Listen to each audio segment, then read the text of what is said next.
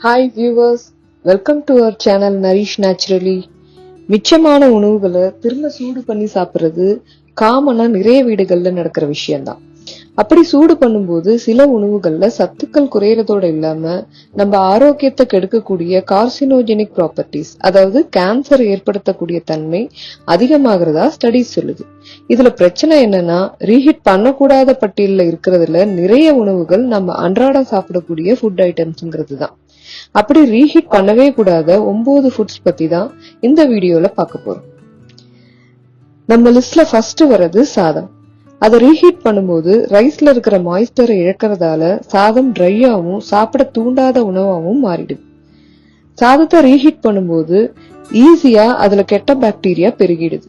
So அதை சாப்பிடும்போது வாந்தி, வயிற்றுப்போக்கு போன்ற தொந்தரவுகள் ஏற்படுது. அடுத்தது சமையல் எண்ணெய். குக்கிங் ஆயில ரீஹீட் பண்றப்போ அதுல கெட்ட கொழுப்பை அதிகரிக்கக்கூடிய டிரான்ஸ் ஃபேட் மற்றும் தீங்கு விளைவிக்கக்கூடிய ஆல்டிஹைட்ஸ் அதிகமாகுது. சோ இந்த எண்ணெயை யூஸ் பண்ணும்போது இன்ஃப்ளமேஷன், இதயம் சம்பந்தப்பட்ட நோய்கள் ஏற்படலாம். அது மட்டும் இல்லாம ஆயில் ரீஹீட் ஆகும்போது அதுல இருந்து நச்சு புகையும் கேன்சரை ட்ரிகர் பண்ணக்கூடிய ஃப்ரீ ரேடிக்கல்ஸும் ரிலீஸ் ஆகிறதா ப்ரூவ் பண்ணியிருக்காங்க.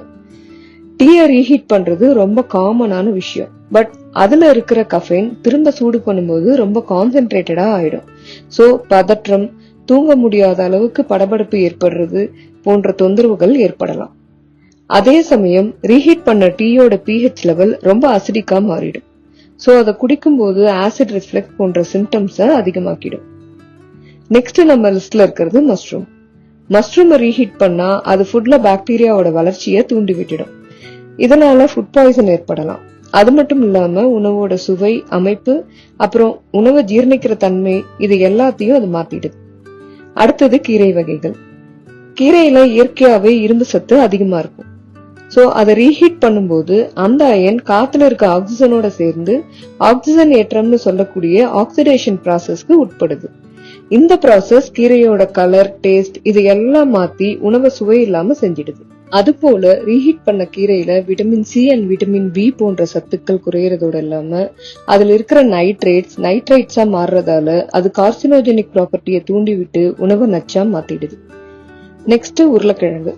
பொட்டேட்டோவை ரீஹீட் பண்ணா அது பொட்டிலிசம்ங்கிற அரிய வகை பாக்டீரியாவை உற்பத்தி பண்ணுது. இதனால ஃபுட் பாய்சன் ஆகிற சான்ஸ் அதிகமாகுது. அடுத்தது பீட்ரூட். கீரை மாதிரி பீட்ரூட்லயும் நைட்ரேட்ஸ் அதிகம். ரீஹீட் பண்ணும்போது இந்த நைட்ரைட்ஸா மாறி உடம்புல கார்சினோஜெனிக் தன்மையை உண்டாக்குறதோட இல்லாம கடுமையான வயிற்று வலியையும் ஏற்படுத்துது. நம்ம லிஸ்ட்ல அடுத்து வர்றது முட்டை. முட்டையில அதிகமான புரதம் இருக்குங்கிறது நமக்கு தெரிஞ்சதுதான்.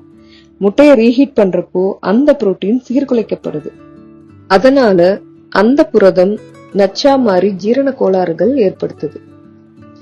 ரீஹீட் பண்ணக்கூடாத ஃபுட் லிஸ்ட்ல ரொம்பவே முக்கியமானது சிக்கன்.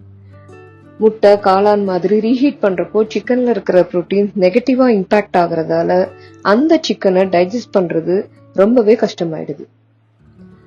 கண் பார்வை திறனை மேம்படுத்தி கண்ணாடியோட தேவையை குறைக்கிறதுக்கும் மேலும் ஐ பவர் அதிகமாகாம தடுக்கிறதுக்குமான சிம்பிளான 7 டிப்ஸை தெரிஞ்சுக்க கீழே டிஸ்கிரிப்ஷன்ல கொடுத்திருக்கிற வீடியோ லிங்கை மறக்காம செக் பண்ணுங்க.